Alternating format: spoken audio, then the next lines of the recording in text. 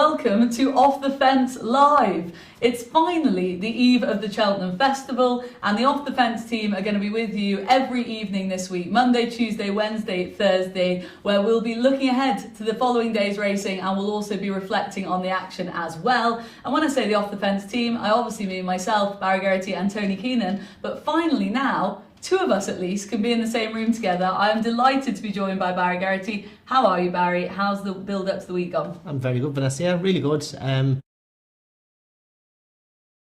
Pints well for everyone. No need to water too much, and good buzz. And a time coming back here now when you're not riding. Obviously, it's been 2 years since we saw you in the saddle. How does it feel this time around? Yeah, good. I'm really looking forward to it. More than I would have thought. But 2 years has given me time to adjust.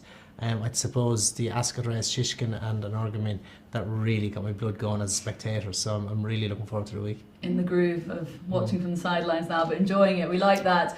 And now look, we would be nothing at Team Off the Fence without Tony Keenan, and he is able to join us through the magic of Zoom again. Tony, how are you? Yeah, all good, Vanessa. Looking forward to the week now, big time. I know not everyone is satisfied with the field sizes and stuff, but I think on the whole things aren't too bad. There are a few odds-on shots as the week goes on, but a lot of it is pretty competitive. And while there might be enough for 5 days, I think there's certainly enough for a very competitive and interesting 4 days. That's the attitude we want, Tony. We're just focusing on the positives and none of the negatives. Let's get stuck straight into the Supreme Hurdle. Day one, first race, and it's going to be massive. I cannot wait for this. Barry, it's straight over to you because we can't discuss this race without starting with Constitution Hill. How is he, to your knowledge? Yeah, reports are good. Nicky's very happy with him. Nico likewise. His work at home has always been really good, and I suppose that's where he sets a standard. Visually very impressive, and impressive on the times in his 2 wins in Sandown, but I know a lot of people question the strength of those races, and obviously they were on soft ground and both in one course. Yeah, and when you touch upon his work at home, there's been loads of whispers on the preview night scene, which we don't want to get too stuck into because I think they can be a bit way off the mark, but the chat about the work he does at home sounds pretty impressive. Is that what you hear as well? Yeah, exactly. His work was always good when we had him as a youngster, but I'd say it's gone to another level again in 7 bars. Nicky would have improved him. But no, everyone seems really happy with how he's been working. And fingers crossed it's all pointing in a good direction, but it is a very competitive race. Are you looking anywhere else yourself other than Constitution Hill? Obviously, your heart is all with him, but when you think about it from your head, is there anyone else you're siding with at this point? No, I think it's an open race. He's the right horse to be up towards the head of the market. Likewise, Dysart Dynamo, really impressed with him at Punchestown. Kilcrut won the bumper last year. You know, he is maybe a little bit forgotten in the betting with such good course form. Mighty Potter has to have a big chance as well. John Bonna's there. He's going to be better suited by Cheltenham. Drying Ground 2, I think, is in his favour. So it's a very competitive race, but you have a limited amount of knowledge on all of these horses. But I'd be very happy if I was to ride one. I'd be happy riding Constitution Hill. Great, love it. You've stuck with him all the way along, obviously, so you're not abandoning that. Neither am I, by the way. I'm in Barry's boat, all about Constitution Hill. But Tony, over to you in the Supreme. You're just going to go and burst Barry's bubble, aren't you? I think Willie Mullins will probably have a good stab at bursting well at Barry's bubble and Nicky Henderson's bubble. I think Team Mullins do have a big input on how this is going to be run. It's been a relatively small field here with 9. Both the Nicky Henderson horse, I'm sure, inclined to take a lead. That'll be normal there. Gordon Elliott's horse, Maggie Potter, he doesn't like his horses ridden too forward. The only other pace angle is possibly Gary Moore's horse, who didn't like leading in the Tolworth and was better kind of settled in the last day. And then you have Paul Nicholls' horse, who's been leading kind of in lesser races. But really, I actually think that there's a fair chance Dysart Dynamo is going to get his own way in front here. Now, whether he himself will settle enough to allow him to show him his best remains to be seen. But I don't think there's going to be a massive pace pressure for him there. I'm expecting Kilcrit to kind of slot in behind him. That was the way I was kind of visualising it, looking through it there.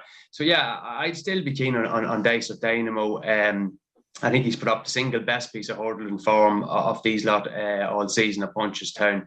Excellent on the clock there as well. I think the bit of breathing there suggests the better ground will suit. But I'd say at the moment, his price is probably pretty accurate. And I'm going to actually back Kilcrit as well at this point. I think looking at his first 2 runs this season, obviously you wouldn't give him any chance of being competitive here, but that was before the tongue tie went on. And I've been trying to just rate him off the last run. Obviously visually very impressive, beat an ordinary bunch of horses, but it was a good time. And then you come back looking at his bumper form, which is obviously absolutely top notch, blowing away a number of good horses at Leopardstown, Dublin Racing Festival. Let's be clear about it. What about Chemical Energy and the likes? Probably should have won the champion bumper last year if the run the race had gone his way. And then Exerter's Revenge on Sir Gerhard at Punchestown. So Gerhard is what, 4 to 6, 8 to 11 for the Ballymore. This horse is 7 or 8 to 1 for the Supreme. I think he can definitely take a chance at that sort of price. Patrick Mullins taking over mightn't be for everybody, but he has a hell of a record riding in Grade 1 hurdles. He's actually profitable to bet in Grade 1 hurdles. I know he's a massive ride over in Grade 1 chase on checking for swap on Wednesday. I'd be keener on him over hurdles. I think he's decent hurdles jockey and pretty profitable to follow. But yeah, it looks a fantastic race, but I'd be happy enough thinking that Willie Mullins can go close with one of his. Okay, very strong nods towards Willie Mullins in the Supreme. What about the Arkle? Let's move on to that, Barry. Obviously, Edwardstone has been at the top of the market for a long time now, much the best of the British horses coming in here. And then, as we've discussed quite recently on the show, the Irish, much of a muchness in behind. But I know you're a big Saint Sam fan. Tell me what you saw of him the last day that made you think that he'd be able to take a race like this. Yes, I thought Saint Sam, he went hard. He jumped really well first time, went a nice even pace, but he was keen in Leopardstown, went hard, made some mistakes, did jump well at times, but I felt it was his keenness that got him in trouble with his jumping, because he was in such a rush to take on fences. He got in a bit tight, few untidy jumps, but how he stayed on, having been slow at the second last, how he ran on again after the last, to not be beaten that far by Blue Lord Riviere de Tell, I think that was a great performance, especially for a 5-year-old. I was hoping they'd put the hood back on him, which they had on him last year as a juvenile, so they put the hood on him as well. I think that might just take a bit of gas out of him through the middle part of the race. I think that'll help his jumping, and obviously then will help his finish too. I don't think there's an awful lot between any of them. Edwardstone, Riviere de Tell, Blue Lord, Saint Sam, Highton Colour, but I'd have a big question mark about Highton Colour and his jumping, having stood at the last in Navan 10 days ago or so and saw him jump there. I saw Saint Sam jumping as well, and I'd be happier if I pulled Saint Sam out of the bucket if I was taking it in. And go on then, tell us, what was it about Horitzka Law that he did that day in the schooling session that you didn't like? What put you off? He was in a rush and he just guessed at it. Okay. Patrick was set for another stride, and he schooled Saint Sam as well, and both Saint Sam jumped really well, so it wasn't an issue with Patrick, but he was set on a stride, but Highton Colour just decided he'd go for another one, and it was a bit of a throw himself at that moment, and Patrick was hailing a taxi, which was fair enough as it happened, but that's not the type of... Not ideal. No, it's not. You don't want a horse like that in Cheltenham. You want a lad measured, because they're tricky. Downhill fence, the first down the back, very tricky fence. The third last, really tricky. Ditches, everything. You need a fella fully focused and knowing what he's doing. So I'd have, for me, I couldn't have Highton Colour, but I'm sweet on Saint Sam. Okay, and just quickly then, what is it about Edwardstone that's not sort of catching the imagination? I think it's fair to say he's done everything he can really this season, but yet he's coming into this as a favourite for a championship race, but really people seem to be wanting to go against him still. Why is that? No, I think he's probably the right horse to have at the head, but I think you could have any of 5 at the head of the market. Yeah. He is good. He was really good in Warwick last time. Jump really slick and quick. Lots of experience. His age could be a negative, but I don't think that's any great reflection on the horse. He spent an extra season over hurdles. It's not a vintage race. No. It's competitive. I think he has a great chance. But I really like Saint Sam, how he was the first day, and I think the hood is going to get him back to that kind of place in jumping. Okay, Saint Sam for Barry. Tony, has what he said about Horitzka Law put you off at all at this point? Because I know you, when we spoke about it before, you gave him quite a positive mention. Yeah, a little bit. Saint Sam will be my main selection. I'd also be having a few quid on Horitzka Colour. Looking at this race, you've a lot of horses that like to go forward, but jockeys can adjust to that too. And I think Willie Mullins, Barry has alluded to there, is probably going to adjust tactically with Saint Sam by putting the hood back on. And I would say there's a fair chance they'll look to sit in tomorrow. They don't want to get into a pace battle. Did going too hard in front really suit him the last day? Probably not. They might be happy enough to take a lead. He was well able to take a lead last year in the Fred Winter when the hood was on. So I think that's going to be a big plus for him. Yeah, as Barry has said, there's not an awful lot between them. I would rather take the chance of the one out of the Irish article that is the biggest price, and I think was better than the form for a number of reasons. Going down the inside probably wasn't ideal. Looking at the events over the few days on the chase track at that meeting, section time, so he went a bit hard. His jumping was patchy, excellent, sometimes 2 or 3 fairly significant mistakes, and he was coming back for more. Like, I do think essentially he's a 2.5 mile, 3 mile horse in time. But he seems to have a lot of ability judging the last day, and I'd be quite happy taking a chance at him at 8 or 9 to 1. I'd also throw Hort and Couleur into the mix. Again, jumping is a bit of a... I know there's extra places and stuff on offer in this kind of race. I don't know, is he a real extra place horse that you want to be with, because he is coming off a fall, probably a little bit all or nothing. But if he can put it together, I'd say the ability is there. Shaped like the best horse possibly in Triumph last year, and definitely the best horse in Punchestown Grade 1 Juvenile Hurdle.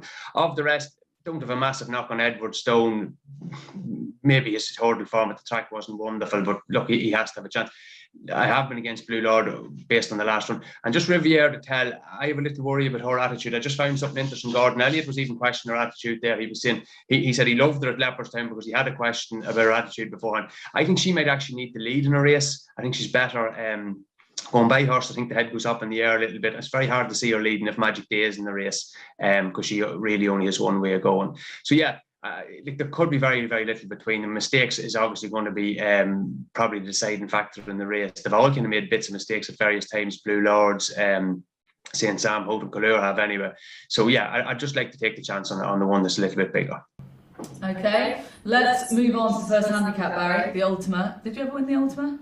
I did twice to Drew, his nephew, and You'll Never Walk Alone back in 2003. Well done, impressive. Who wins it this year, please? Obviously, very competitive race, as all the handicaps are. Does he know I think he's a progressive type, really impressive in the Reynoldstown, but I just worry about the Reynoldstown and the proximity of time from then to now. Right. Is it enough to recover, especially on the back of a little break? But he is a progressive type. I think he has a chance. The one I do like is Ben Dundee. Good run behind Schoolboy Hours in Leopardstown. He was 5th behind Simply the Bets here 2 years ago, and was 3rd behind Applutard in the novice handicap the year before that. Good form. He has good form. That's over 2.5. I think he wants the 3 mile trip. He gets that tomorrow. So I think he's one with a chance at a price, but there's lots you can make cases for. Yeah, absolutely. I ended up on the Twiston Davis's Fantasticas in the end. I think a few people are questioning whether he'll go on the ground, but I actually think he'll be okay on it, even though some of his wins have come with a fair bit of cut in the ground. I think he'll perform on it, and when I saw him at Lingfield, when he won his first race at Lingfield, I was very impressed with him that day. Thought he just looked like the sort of horse who's going to improve physically, and by all accounts he has. He's still a bit of a work in progress, but that's who I sided with in the end. Tony, you said that you got stuck into the handicaps. Where did you fall in the end? Absolutely no opinion on this race. I kind of swore off staying handicap chase at the start of this season. I'm not going to start looking through English horses, and I haven't got a clue what I'm talking about, but I will give you an opinion on handicaps just generally.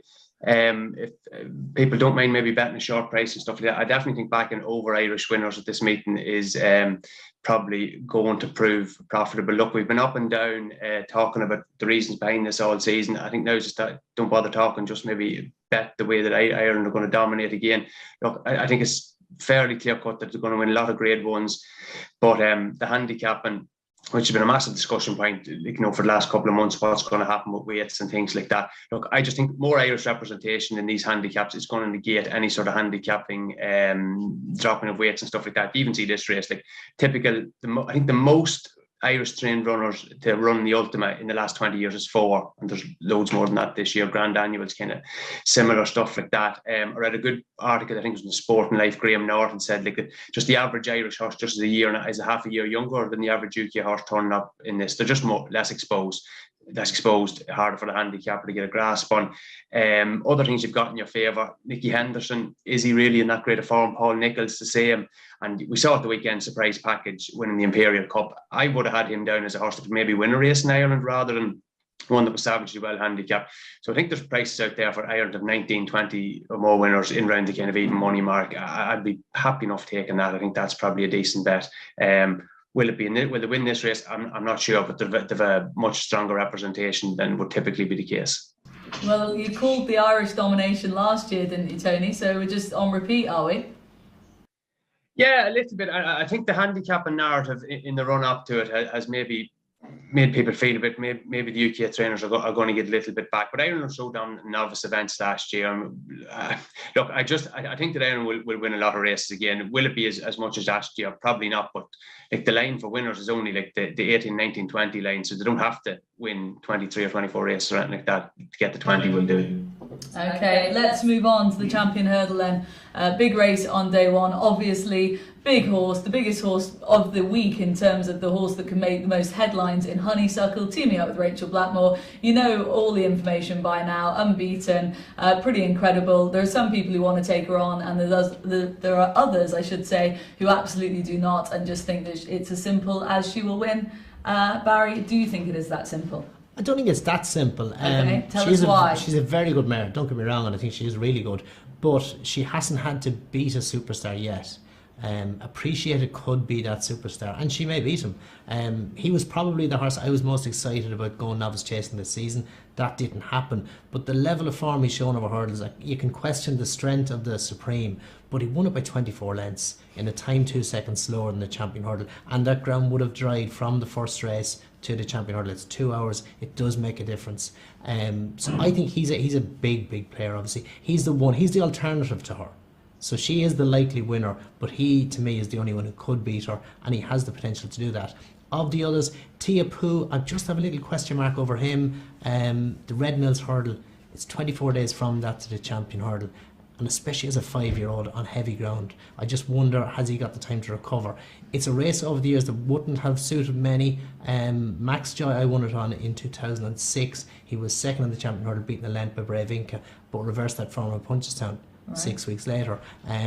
Catch Me won this race and was beaten. He was beaten 16 lengths by Catch It. That was a big downgrade in what he'd done. Yeah. Hardy Eustace has won the Red Mills and won the champion hurdle, but there was an extra week in between. I think that could make the difference. So I'd have a slight question mark about Tia Poo, and I'd be with Epitant maybe to fill the frame. Yeah, you've been talking about her pretty fondly all season, really.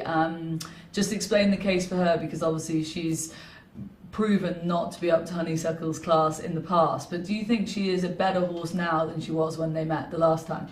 Yeah, I think her performance in Newcastle, she needed to improve on that, and she did. I thought she was really good in Kempton. She was keen through the middle part of the race. She went hard too. She went quicker than ideal through the middle part, travelled really well to 2 out, wasn't as impressive from the last, but I think she just took the sting out of herself through the middle part.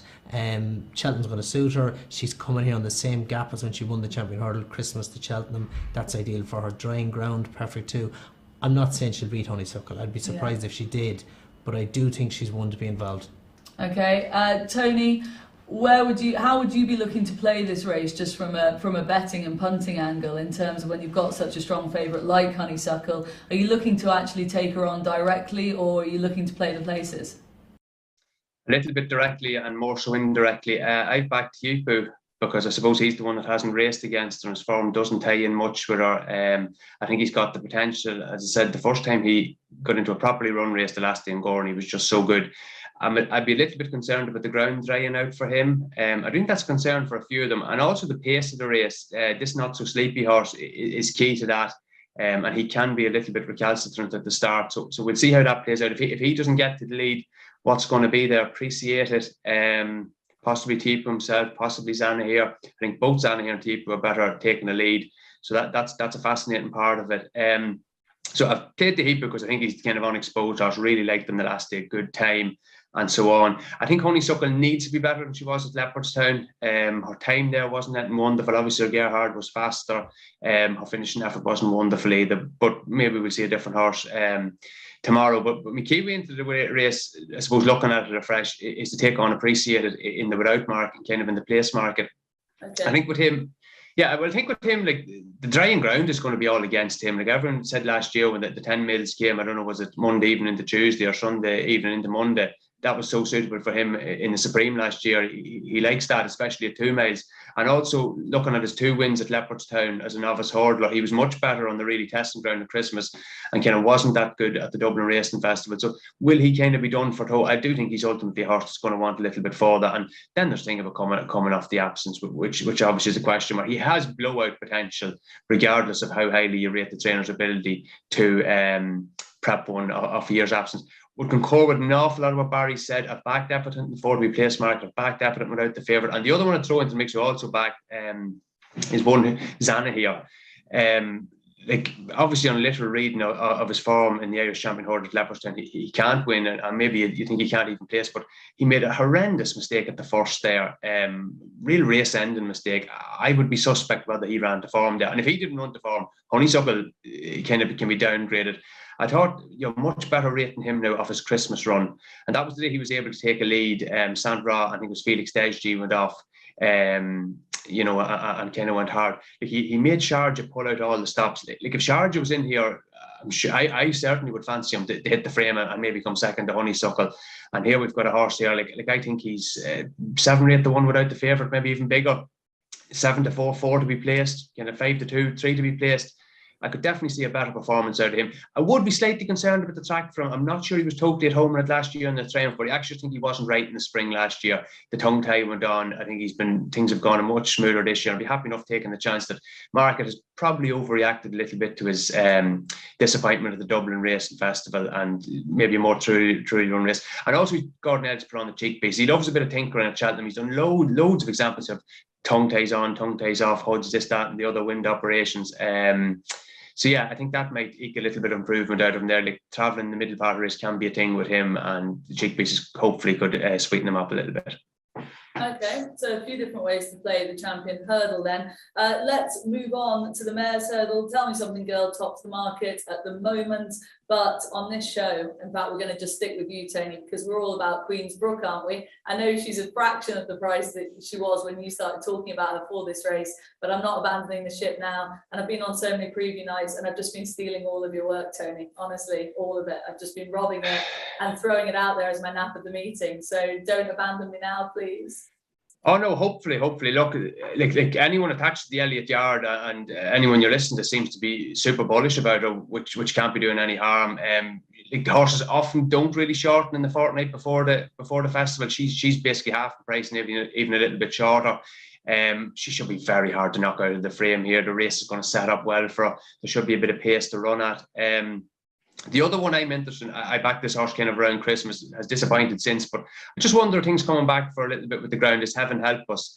Again, there's the expectation that there's going to be a burn up here. Obviously, Stormy Ireland will have to lead, and so will Western Victory. She's another one that she even likes to go 15-20 lengths clear the field. So there's going to be a good pace, and that would suit Queen's Brook. Heaven help us is another possible pace angle, but they've taken the cheek pieces off. I'd say they might be inclined to take again a little bit of a lead, which might be no harm because you don't want to be getting into a pace battle with the likes of Stormy Ireland. Most horses tend to come off worse with that. So I'm starting to come around to her again. That she's a little bit of value there at 12 or 14 to 1. But a really deep race, a really interesting race, and but hopefully the money that has come for Queen's Brook now in the last fortnight is pretty accurate. All the vibes have been very good. Great. That's all I needed to hear, Tony. Absolutely excellent. Are you abandoning us on this Queen's Brook train at this point? No, you'd have to stick with her. She has a massive chance. Obviously, turned the bumper before. She's a good course form. Does stay well.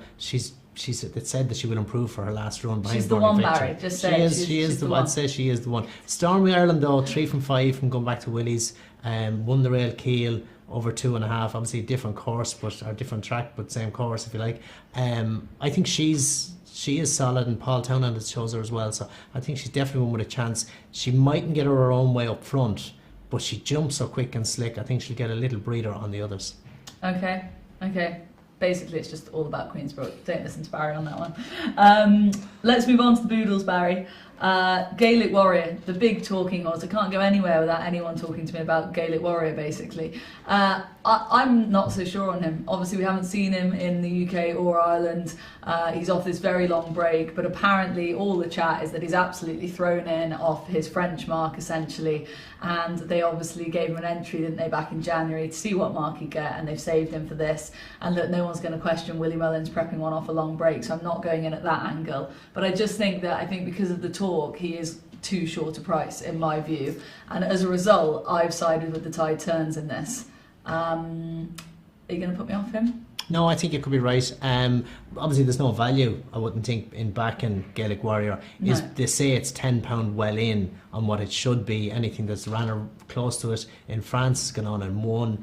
Everything points towards it. But it's a very competitive handicap for a horse with limited experience. So I think he has a lot to overcome. It's also his first run over conventional hurdles. He's been running in France over completely different obstacles, which is it's going to be very different for him. There's an adjustment at any age, but especially at juveniles. So the book will say he is the likely winner, but he has a little bit to overcome as well. I think the Tide Turns, who ran behind Tiapu in Goran, to run against older horses like that, in a strongly run race, travel and jumped, he didn't look out of place at any stage. That is good form, but the handicapper has a good hold of him too, I feel, as well, for what he has shown. He's well behind Vabone in Leopardstown, so he's handicapped him on that run. Ebazari is a horse I like. He beat Adamantly Chosen at the start of the season in Cork on heavy ground. He had a couple of average runs. He was third behind Brazil in Nace, and he's cheek piece for the first time, and Davy Russell on board. So there's a few things for me pointing at Ebazari. I know I gave him as a tracker after that Nace run, and I think he could be one. Yeah, just in case. I think he could be one for value. Okay. Tony, which way are you looking in this race? Surely you're not on the Gaelic Warrior train. Please tell me you're not. No, I'm not. I'm going to have a bit of a go at this race. Kind of fancying two horses. I'm going to have a small bet in a third one. Covered Gaelic Warrior before. Look, I'm a little bit concerned about the drying ground for him. Might be a kind of a steer of the future. And I think with his price, he opens up kind of the place part of the betting, really. There's a few of the Irish horses here that I'm not massively keen on towards the middle of the weights. And with the 5 and 6 places on offer, it's probably a decent race to have a go at each way. So the first one I'm interested in is HMSC horse, Paul Nolan's horse. He's running out in kind of all the good maiden hurdles. Started off, he was third behind Pied Piper and Vauban. Then he was second to the Tide Turns. Then he broke his duck. I thought he could have actually beaten the Tide Turns that day at Punchestown. He made a really bad mistake 3 out that let Gordon Elliott's horse get away on him and closed all the way to the line, and he's £9 better off, which definitely gives him a life of getting that ground back. And then he won well to break his maiden at Fairy House, beating the horse that won next to him out. I thought he looked like a horse that could do the lead for as long as possible, so this kind of race should suit. And also all his flat breeding would suggest he's going to be better on better ground, and where he's been running away on soft and heavy. So that's kind of the angle with him. Tide Turns will be the same in that boat there. He's coming off the all-wilder, so fair chance decent ground suit him. The worry with HMSC horse is his jumping. He was poor the first 2 days, a little bit better the last day. So hopefully the better ground will help in that regard. The other horse, and I think this is one of the most interesting horses of the day from a handicapping point of view, is Jane Williams' horse, Saint Seagull. So this horse, first of all, that operation there tend to train them to improve kind of on the track. There no flat career. I think it only started racing there kind of at the back end of 2021. So there's loads of improvement in this horse. So it came second in the finale hurdle at Chepstow and has been given a mark of 126. Now, I look back at the last 5 years of the finale hurdle and runners up and the marks that were given afterwards. Basically, the standard mark given to a horse coming out of that race is in the low 140s.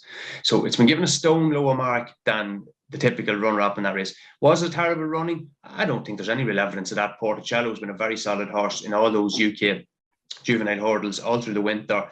Was backed up and won against Cincinnati, I think.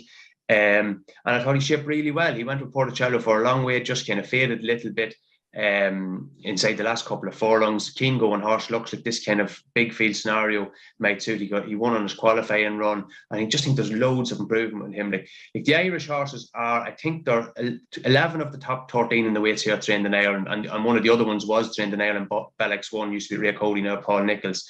So I think Saint Seagull, yeah, definitely he's on a potentially very lenient mark. They'd be my main two. The other one I'd throw into the mix is Gordon Elliott horse, Horitzka. He was kind of a big talking horse, I suppose, for this race after he won his maiden in Fairy House. He was a horse that was kind of eye-catching a number of occasions on the flat for his previous trainer. Won his maiden hurdle in Fairy House really well. Loved the way he picked up a front runner from kind of 2 out. Just ploughed through the line. Very strong at the finish. And then he ran at Christmas behind the stablemate field door, made a bad mistake 2 out. Jockey wasn't too hard on him, let him kind of come home in his own time. And then they ran him back quickly. He basically, I think, 3 runs within 5 or 6 weeks. Put a bit of headgear on, I think tongue tie or something like that. He just didn't perform. I think he just ran flat. But that gives him an opportunity here to get him a fairly decent mark of 130. I think he's a breathing operation. I'm not just 100% sure that I think so, but the blinkers are going on first time. Yeah, I think there's a fair chance you're going to get a peak performance out of him, and he's kind of 20 to 1. So yeah, quite happy backing the 3 of those each way, and just have a go and hopefully can get a result and get this Rich Richie horse turned over. Yeah, plenty of fun to be had in the Boodles then. Let's move on. Last race of the day, the old 4 miler, just less than now. The National Head Chase. Run Wild Fred taking on Statler Barry. Jamie Codd taking on Patrick Mullins again at the top of the market in this race. I'm siding with Statler. I think he's the class horse in the race. I know there's been a lot of chat about Run Wild Fred, and I know he's got the profile for it. But are you looking away from the top 2 in this? It's another small field, or is it all about the top 2? Yeah, for me it's about the top 2. Statler is a classy horse. I just wonder about the way he travels. Will he get the trip? 3 mile 6, Run Wild Fred, second Irish Grand National, lots of experience, age, everything on his side.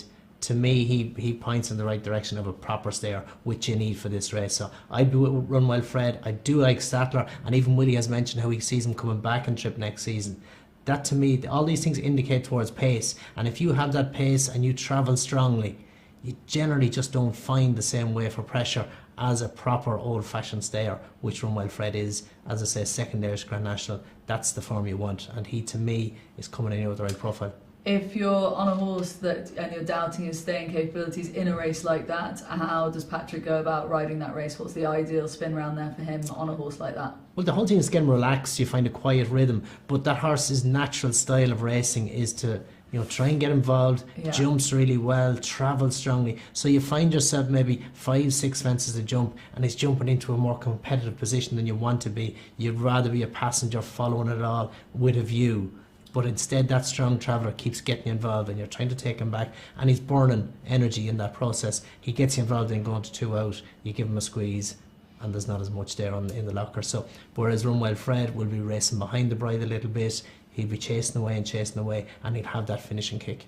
Yeah, Tony, am I right in saying that you mentioned Run Wild Fred for this a little while ago, didn't you? No, I don't think so. I haven't really done any viewing this throughout the season, and I feel like I wasted an hour and a half of my life going through it the other night, and I was just going around in circles with it. I suppose the horse I was somewhat interested in was On the Ropes, because he's coming. I know he's a non-runner now. He was coming from Tiesta's Chase, which got another form boost yesterday at Naas with Deal Care winning the Leinster National. There is a horse out of that going to be running later in the week, Mr. Frog Patches in the Kimmuir. He has to be interested now on the back of that. But yeah, you've got it set up between these front 2 in the market. Run Wild Fred, yeah, he has the form. He's still only won once over fences. I was never a lover of his attitude as a younger horse, so I'm happy enough to pass him over.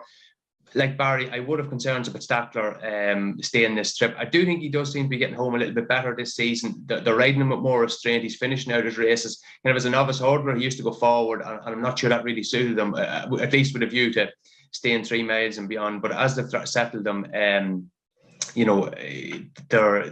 is sort of seeing it out to the lane a little bit better. But no, I'm quite happy just to pass this over. I think there's not enough risk of a betting tomorrow without trying to get sorted out which one of these 2 is going to come out on top. Fair, very fair. Let's stick with you, Tony, then, just for the last question of the day. Best bet, please, to round off the show. What's your best bet of the whole day on Tuesday? Yeah, just split HMSC horse, Saint Segal in the Boodles, Fred Winter. Okay, and what about you? Best bet? I hope Constitution Hill, but I think St. Sam's great value.